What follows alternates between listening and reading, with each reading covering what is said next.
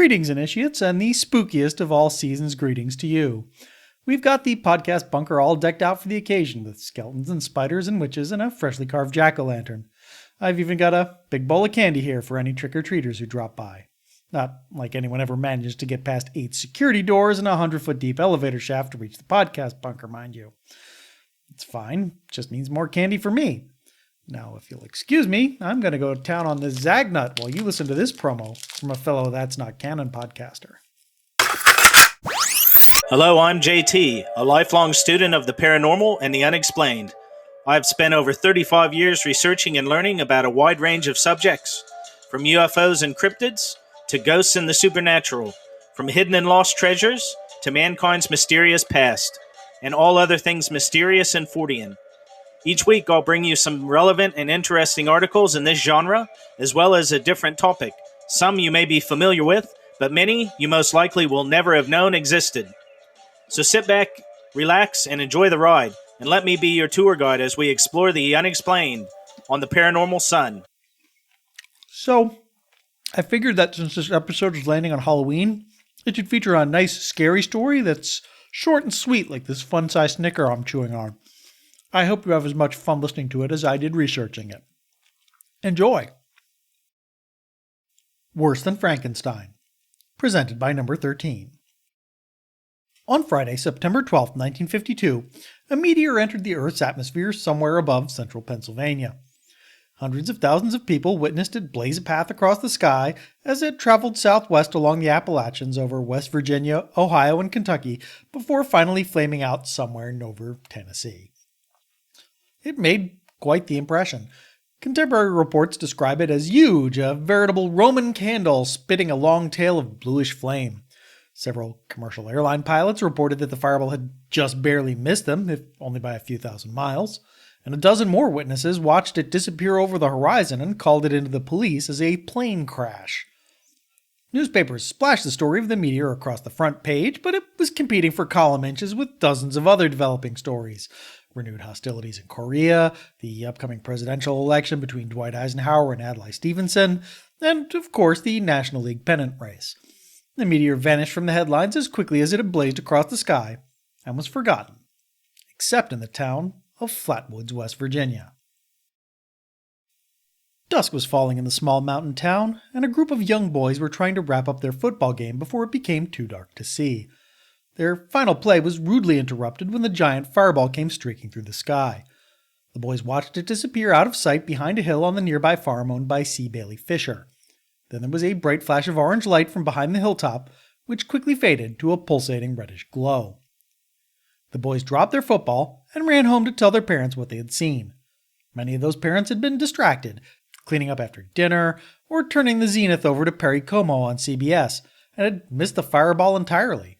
It sure sounded like they'd missed a spectacular astronomical light show. As the adults stood around chattering, 14-year-old Neil Nunley spoke up and said that if the meteor had crashed on the Fisher farm, they should go collect the fragments and send them off to the state geological department. After all, that was what they had been told to do at school. 10-year-old Ronnie Shaver and 6-year-old Tommy Heyer immediately volunteered to go get it. The May boys, 13-year-old Eddie and 11-year-old Freddie, pestered their mother to let them go too. Mrs. Kathleen May was tired from a long day of work at the beauty salon, but she just couldn't say no to her boys after seeing how excited they were. Now, boys, we'll just go.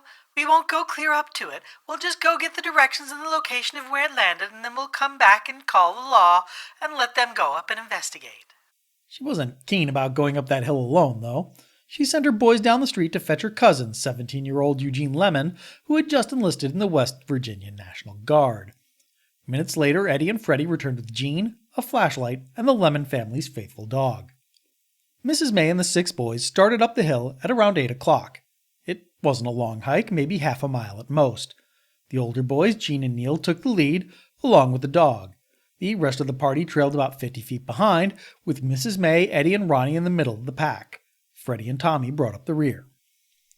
It was dark now, the sort of darkness you just don't get anymore in this age of omnipresent light pollution. They had to find their way guided only by the pale light cast by a tiny sliver of waning moon, the beam of Lemon's flashlight, and the pulsing red light that beckoned them ever onward. As the 7 intrepid explorers approached the top of the hill, a strange mist began to spill over it towards them. At first it seemed like a normal fog, but it had an acrid odor with a metallic tang, which reminded them of a burned-out vacuum tube from the back of the television. It made Mrs. May and the younger boys a little queasy. Wading through the mist, they reached the fence that ran along the property line and a gate held shut by a heavy chain. They undid the chain, passed through the gate, and resecured it behind them. Now that they were in the farm proper, the children in front could see something on the other end of the field. What it was, they had no idea. From this distance, it was just a faint glow, red-orange in color, and pulsing in intensity. Some of them thought they heard a faint hiss or whine. Suddenly, the dog growled. It ran out of sight into the underbrush ahead, and moments later ran past the group and back down the hill. Peering into the mist, Gene Lemon thought he saw a pair of shining eyes in the bushes ahead and to the right. Thinking it was a possum or raccoon, he swung his flashlight in its direction to scare it off. That's when they all saw the monster from outer space. I turned the flashlight on and the thing lit up from the inside. I turned my flashlight and it lit up like a Christmas tree. A fire-breathing monster, 10 feet tall with a bright green body and a blood-red face. If I'd known what I was going to see, I'd never have gone. About 10 feet tall with a face of fiery red, a green body, and a headpiece which looked like the ace of spades. It looked worse than Frankenstein. It couldn't have been human. It was vaguely man-like and at the same time not man-like at all. It was at least 7 feet tall, maybe taller, with a long cylindrical torso. No one really got a good look at the body, though, because they were all focused on the hideous face. It was a vivid blood-red color and perfectly round, with no nose, no ears, no mouth, no features at all beyond those terrible shining eyes. Behind the head was a dark cowl or hood, shaped like the ace of spades. The monster had not been paying any attention to the search party, but it swiveled in their direction when the flashlight touched it. It hissed, raised 2 long, spindly arms capped by thin claws, and began, not walking, but gliding in their direction. Gene Lemon freaked out. He shrieked, dropped the flashlight, and fainted. Neil Nunley and Eddie May dragged Lemon to his feet, and they all joined the mad scramble back down the hill to safety. Once they reached the May house, they brought Gene back around, though he was panicky and incoherent. Everyone was as pale as a ghost, and they felt nauseated and upset, though no one could say whether it was due to the foul-smelling mist or the fatigue from running the fastest half-mile any of them had ever run. At 8:15, they made a call to the Braxton County Sheriff in nearby Sutton. Sheriff Carr and his deputies weren't there to answer. They were off to investigate reports of a plane crash on the banks of Sugar Creek, downriver between Gassaway and Frametown. The only person left behind to tend the phones was jailer Cecil Rose, who was unable to leave his post for obvious reasons. Rose asked a local newspaper reporter and editor, A. Lee Stewart Jr. of the Braxton Democrat, to go check things out. It took Stewart some time to pull together an armed posse and make the quick drive down Sutton Lane to Flatwoods. He arrived at the May house at 9:15 and was greeted by the terrified explorers and a crowd of curious neighbors, and also the dog, cowering in fear under the porch. Stewart listened to their tale of terror and somehow convinced Gene Lemon and Neil Nunley to lead him back up to the hill. Whatever had been up there before wasn't up there now. The only trace of its existence was a lingering odor, though it was so faint Stewart had to kneel down and stick his nose in the underbrush to catch it. Sheriff Carr and his deputies arrived on the scene at around 10 o'clock. They had just spent 2 hours searching for a non-existent plane crash. The eyewitness had been fooled by the unusually bright meteor, and weren't in the mood for shenanigans. Carr listened to the story and dismissed it as a bunch of excitable kids and a hysterical housewife getting worked up over nothing. He struck around for about a half hour and left at 10:30. Stewart stuck around for another half hour or so to get some quotes for the newspaper. There wasn't much to go on, but he was convinced the search party had seen something. I hate to say I believe it, but I hate to say I don't believe it. These people were scared, badly scared, and I sure smelled something. On Saturday morning, Carr and Stewart returned to the Fisher farm to examine it in the cold light of day. There was nothing there. Well, almost nothing. Stewart stumbled across strange grooves in a nearby field and an odd gummy deposit on the ground. Plainclothes investigators from the Air Force also made a brief appearance.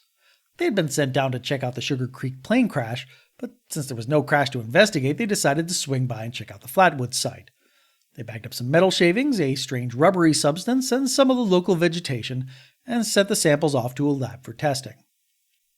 On Saturday afternoon, the Braxton Democrat ran the story of good, honest, small-town folk and their terrifying encounter with the strange monster. Now, you can criticize A. Lee Stewart for a lot of things, but you have to give him credit for being a hell of a writer. He somehow managed to take a total nothing burger of a story.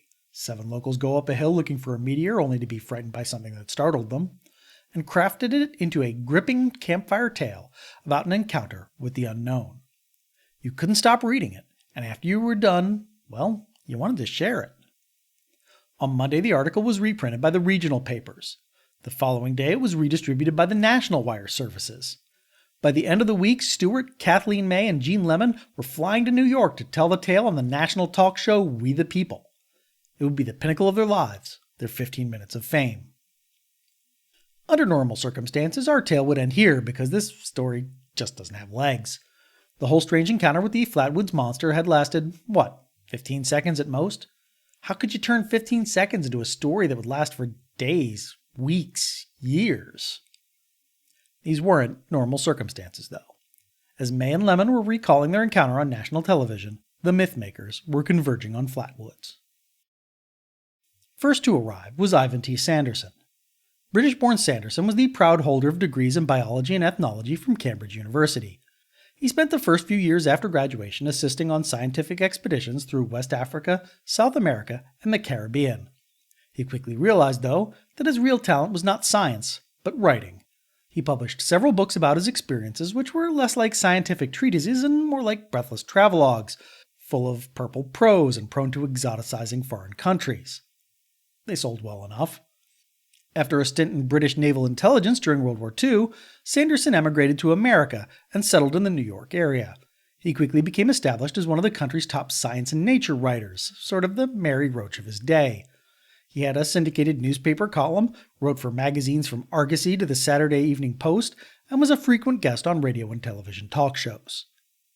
In spite of that initial burst of success, Sanderson's career was now entering a long, slow decline. He had always been fascinated by Forteana, the unexplained and paranormal, especially when it intersected with his chosen field of biology. He was obsessed with the abominable snowman, sea serpents, extraterrestrials. Sanderson may have even been the person who coined the word cryptozoology. In and of itself, this wasn't a problem. The problem was that when writing on these subjects, he was not writing from the dispassionate analytical perspective of a scientist, but from the perspective of an entertainer and true believer. He did nothing to signal to his audience that he was lowering his standards for evidence and indulging in wild, unsupported speculation. That devotion to the paranormal would eventually destroy Sanderson's reputation as a serious scientist. His books and articles would always remain popular with the general public, though, who were blissfully unaware that there was even a controversy. To his credit, Sanderson arrived in Flatwoods with a healthy attitude of skepticism. He thought the whole monster story was silly and unbelievable, an incident of mass hysteria at best, or a deliberate hoax at worst. His first impressions did little to change his mind. Hiking up to the Fisher farm, he quickly identified the source of the smell that had nauseated the search party, a particularly stinky patch of native grass. At the top of the hill, he found no signs of anything unusual. A slight depression, identified as the landing site for the meteor, was just subsidence over top of a buried cistern.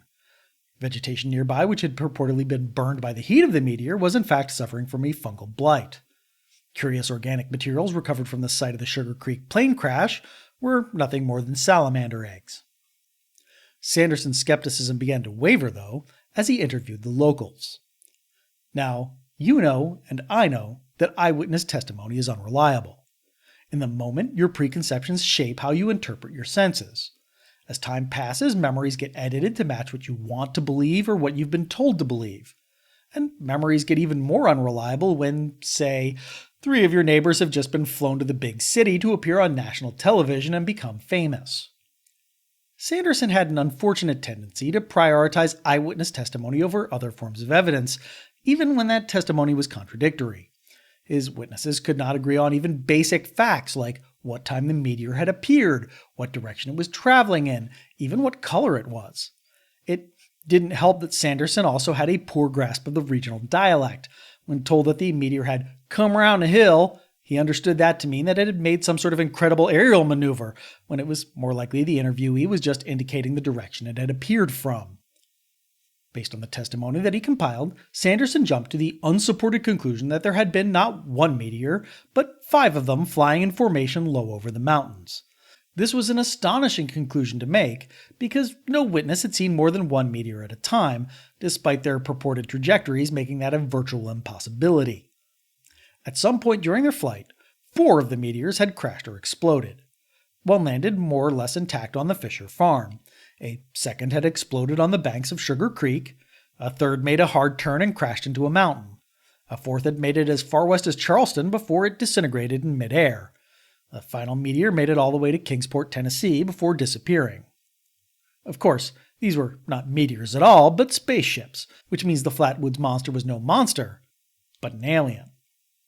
After the crash landing on the Fisher farm, the pilot emerged from its spaceship and began investigating its environment. Sanderson did not think the pilot's true appearance had ever been observed. Instead, the search party had only seen its spacesuit. It was not a red face, but a red helmet. It did not have glowing eyes, but spotlights shining through portholes. And the trademark Ace of Spades cowl was actually a semi-translucent onion-shaped dome. After startling and being startled by the search party, the pilot and his ship had then just boiled away, either through prolonged contact with Earth's hostile environment or by deliberate self-destruction. Their constituent atoms were then scattered to the 4 winds, leaving no trace of their existence behind, which is conveniently both impossible to prove and impossible to disprove. Sanderson first put forward this version of events in newspaper and magazine articles, and presented a heavily revised version in his 1967 book, Uninvited Visitors, A Biologist Looks at UFOs.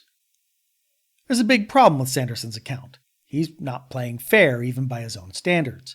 He treats the testimony of eyewitnesses who saw the meteor or meteors as sacrosanct, but discards the eyewitness testimony of the search party whenever it's inconvenient for him. For instance, he describes the ship as cone-shaped, even though the children who saw it always said it was ovoid or spherical. He alters their description of the monster, making the cowl or dome transparent, making the eyes portholes, and adding details like the lower body being covered in a suit made of rubberized silk. All changes unsupported by testimony, but logical to extrapolate if you are assuming the monster was wearing a spacesuit made with 1952 technology. Sanderson even pointlessly changed the color of the monster's eyes from the greenish-orange described by witnesses to a more acceptable blue. It was a pretty typical performance for Sanderson, ignoring evidence that contradicted his narrative, embracing questionable evidence that agreed with it, and making up facts to lend everything an air of verisimilitude.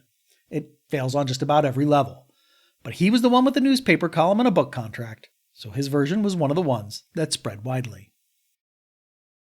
Sanderson wasn't the only mythmaker gallivanting around Flatwoods that week. His arrival was almost simultaneous with that of Gray Barker. Barker was not a famous science writer with a prestigious degree from Cambridge. He was a West Virginia boy from Riffle, only about 8 miles from Flatwoods as the crow flies. He had aspired to be a writer, but after years of failure he had given up and was working as a movie booking agent. That all changed when the story of the Flatwoods monster went national, and the media started to descend on his figurative backyard. Now, Barker had no particular interest in flying saucers, but he saw a chance to kickstart his writing career. He reached out to the editors of Fate magazine to see if they'd be interested in the story.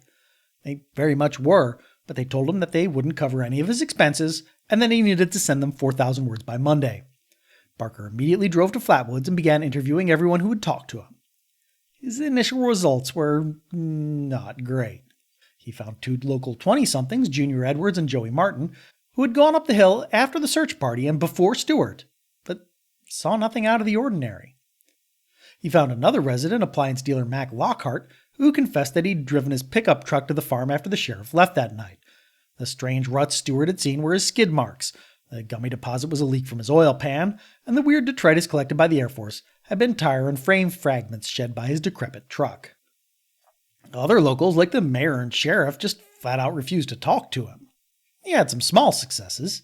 He found a local resident who claimed to see the fireball rise up from the mountain after the supposed close encounter, though he never questioned why it took this resident a week and a half to speak up. He was even able to coax Neil Nunley and the other children into providing more detail about that night than anyone else who ever asked, though it also seems like he may have been coaching the boys to give him the answers he wanted. It was something, but it was still pretty thin, so Barker fell back on some rhetorical tricks. He rewrote and embellished news stories written by other reporters. Since he was unable to find new proof, he wrote about the controversy instead. He shifted the focus of the story to himself, making it about his quest for the truth and thereby obfuscating his inability to unearth anything new. Finally, he dressed up his thin outline with the same sort of folksy showmanship that A. Lee Stewart had first brought to the tale. Barker's article, The Monster and the Saucer, ran in the January 1953 issue of Fate magazine. The payday from that article helped him launch his own newsletter, Saucerian, and a long career as one of the country's most famous and most cynical ufologists. He revisited the story of the Flatwoods monster numerous times over the years and told the comprehensive version in his 1956 book, They Knew Too Much About Flying Saucers. The Barker version of the story may not have brought anything new to the table, but its timing was impeccable. Barker's books were some of the earliest serious UFO literature, and their wide distribution allowed them to make a real impact. Even though his version lacks the veneer of pseudoscience that bolsters Sanderson's version, it reads better as a story. You can see why someone stumbling across one of his articles in a moldering old magazine or a dusty old book would latch onto it. Sanderson and Barker's involvement helped keep the story of the Flatwoods monster alive, but not for long. By the end of 1953, it had vanished completely from the headlines. For those who had been the focus of the media attention, it was an uncomfortable shock. They had become used to it, and not all of them were coping well with its loss. Understandably, the following years saw several attempts by the search party, the residents of Braxton County, and other interested parties to resurrect the story. The first real attempt was made by a Mr. George Snitowski of Queens, New York. He claimed to have encountered the creature on September 13, 1952, the day after the famous encounter. While driving through West Virginia in the wee hours of the morning, Snitowski was startled by the appearance of a luminescent spheroid and a malodorous fog, and then noticed the Flatwoods monster watching him from the bushes on the side of the road like a creeper. That's it. It just kind of feels like Snitowski grafted elements of the Flatwoods mythology onto an unrelated UFO story. He could provide no coherent reason why he'd waited several years to tell the tale, or why, when he did tell it, he'd chosen to tell it to the editors of tawdry men's adventure magazine Mail for their July 1955 issue, cover story, Madams of the Old West. A few years later, Kathleen May got into the act. She began claiming that weeks after her close encounter, men from the Pentagon had shown her photos of a top-secret moon landing vehicle. They told her difficulties during a test flight had forced the pilot to make an emergency landing in Flatwoods, and that's what she and the boys had stumbled across. This is an incredible story, and in the bad sense of the word, as in not credible. In 1952, NASA was just a gleam in Wernher von Braun's eye, and the Apollo program was still a decade away. There's also the question of why the Pentagon would reveal classified information to a West Virginia beautician, even if she had seen their spaceship. A. Lee Stewart began making claims that he had recovered metal fragments from the site. He and a friend had gone to town on them with a welding torch to no effect. Of course, the fragments had since been lost or possibly stolen, which meant that no one could test these claims. Other residents were happy to talk to any would-be ufologist who crossed their path. You couldn't help but notice, though, that their accounts all now sounded strikingly similar to the version of events presented by either Sanderson or Barker. Memories were revised, timelines changed, even the most trivial of details were replaced with details provided by out-of-town authors. Of course, as the years went by, the details also became ever more elaborate. Shining eyes became glowing eyes became jets of flame. I guess when the truth gets buried by the legend, you print the legend. There was even a brief attempt to create a new monster in 1960. That winter, newspapers reported multiple encounters with a hairy wild man wandering the back roads of Braxton County, terrorizing sleepy truck drivers, burning hunters with electrical discharges, and trying to carry off local housewives. It sounds like aliens were out and Bigfoot was in. That new monster didn't manage to catch on, though. Over time, even the eyewitnesses tired of telling their story over and over and over again. Kathleen May and the boys just wanted to stop being harassed by ufologists and get on with their lives. Well, at least until they needed money or wanted attention. Then they were okay with it again, until they weren't. The worst was yet to come, though. In his 2004 book, The Braxton County Monster, ufologist Frank Ficino Jr. put the most unbelievable spin of all on the tale of the Flatwoods monster. In Ficino's telling, the 3 flying saucers that crashed near Flatwoods were the vanguard of an alien armada, intent on destroying the Oak Ridge National Laboratory and crippling America's nuclear program. Their destruction was not accidental, but the result of a pitched dogfight between flying saucers and Air Force fighter jets. Ficino has absolutely no evidence to back up these assertions, only what he calls mysterious omissions in official Air Force records and dubious secondhand accounts relayed by highly unreliable witnesses who are trying to keep the legend alive so they can have their 16th, 17th, or 18th minute of fame. Without evidence, the story is literally unbelievable. It requires the general public to have somehow not seen a massive battle involving half a dozen alien spaceships and 24 fighter jets taking place over the most densely populated part of the United States in broad daylight. At least Ficino has a knack for the dramatic. His version of the Flatwoods monster is right out of a modern science fiction movie, wreathed in unholy light and gliding about on an apron of flames. It's also highly radioactive and kills several local residents with its burning touch, though these murders are subsequently covered up as accidents and suicides. It's all horse hockey, of course. Not even good horse hockey. Now, I've spent the last 6 minutes tearing down everyone else's take about what happened that night. It's only fair to ask then, what do I think happened up there at the Fisher farm on that cold September night? The short answer is I don't know. No one knows. In all likelihood, even the people who were there have no idea. Think about it. They started up the hill at around 8 o'clock and were back down again by 8:15.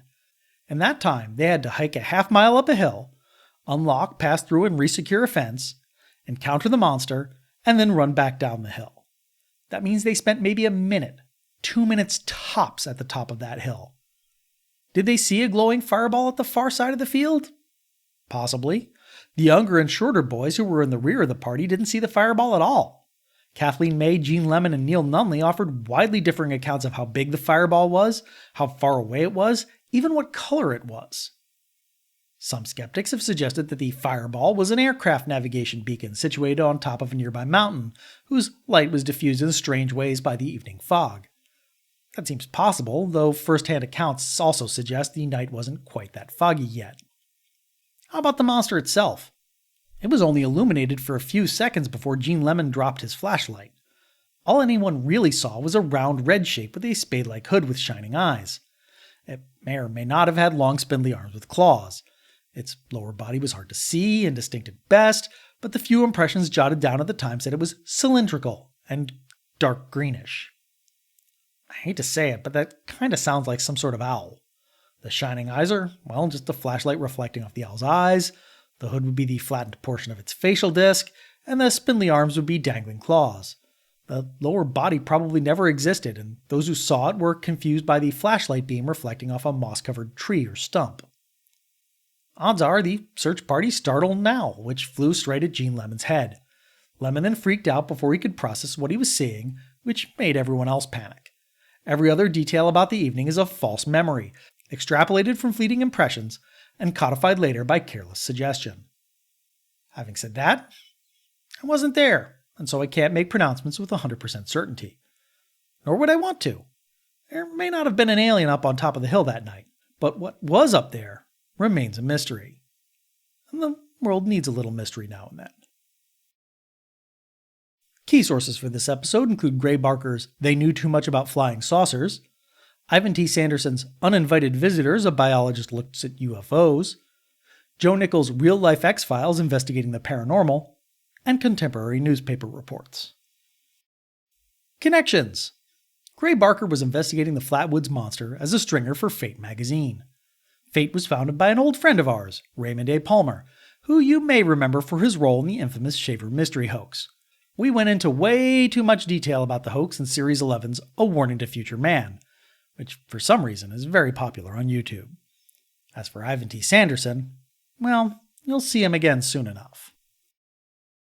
If you have any interest in the Flatwoods monster, well, most of the important locations are still there, right off of I-79. There's a big old rest stop, there's a Flatwoods Monster Museum in downtown Sutton with gift shop and a press penny machine. Heck, there's even a custard shop. They have America's best hot dog chili.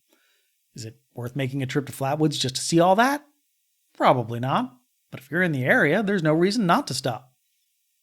That's all for this week, Initiates. We'll see you again in 2 weeks, when the fallout from the midterm elections will be settling and we can finally get uncomfortably political with a story that we're calling 7 Minutes in Heaven.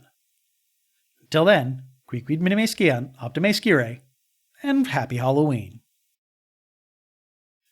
This episode was produced by David White for the Ancient and Esoteric Order of the Jackalope, and That's Not Canon Productions. Our theme song is Drama D by Scott Roosh. This episode is released under a Creative Commons Attribution Non-Commercial Share-alike 4.0 International License. All rights reserved, all wrongs reversed. The full script and sources of this episode can be found at orderofthejackalope.com.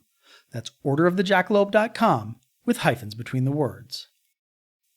Do you have thoughts about this episode? Why not head on over to our Discord server and share them? There's a link in the show notes. Or reach out to us on social media. We can be found at Order Jackalope on Twitter, Facebook, Instagram, Reddit, and Tumblr. If social media is not your thing, you can always send us an old-fashioned email at jackalope@orderofthejackalope.com. We're looking for new lodge members. We'll initiate anyone into the secret mysteries. All you have to do is share a secret mystery of your own first. Go visit our website and click Join Us for more information. A That's Not Canon Productions podcast.